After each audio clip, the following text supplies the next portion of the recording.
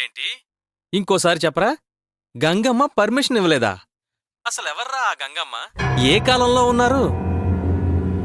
సరైన డాక్యుమెంట్స్ లేకుండానే పాస్పోర్ట్ తీసుకొచ్చాం. వీసా కోసం కౌన్సిలేట్ పర్మిషన్ కావాలి. ఇక డబ్బంటావా? మీ నాన్న పర్మిషన్ ఉంటే వస్తుంది. అసలు గంగమ్మకి పర్మిషన్కి ఏం సంబంధం రా? ఏమన్నా మధ్యాహ్నమే మందేశావా? రేయ్, నీకు విషయం మొత్తం చెప్పాను, మళ్ళీ మొదటికి రాకురా. వస్తాను. ఇలాంటి హ్యారీ పోటర్ కథలన్నీ చెప్తే నమ్మి మోసపోవడానికి నేనేమి నీలా కంట్రీ బ్రూట్ని కాదు.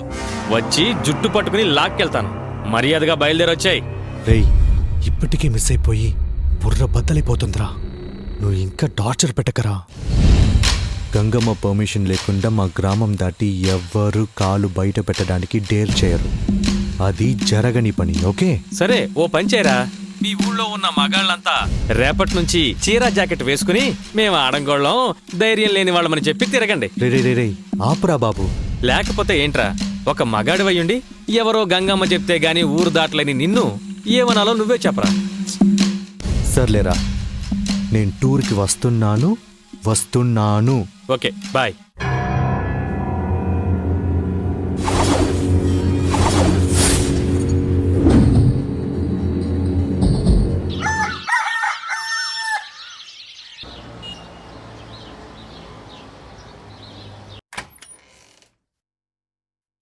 ఏ శ్రీ, లంచ్ టైం అయింది, దా భోంచేద్దాం. నువ్వు వెళ్ళవే, నాకు వర్క్ ఉంది, నేను తర్వాత భోంచేస్తాను. ఏదో నా ఫ్రెండ్వి కదా అని ఎప్పుడూ హాస్టల్ ఫుడ్ తిని తిని నాలుగ చప్పపడిపోయి ఉంటుందని మా ఇంటి నుంచి గుత్తు వంకాయ కూర, ఆవకాయ పచ్చడి, మామిడికాయ పప్పు, దొండకాయ వేపుడు. ఆ పాపు హోటల్లో సర్వర్లా చెప్పింది చెప్పకు. నేనొస్తాను, నువ్వు పద.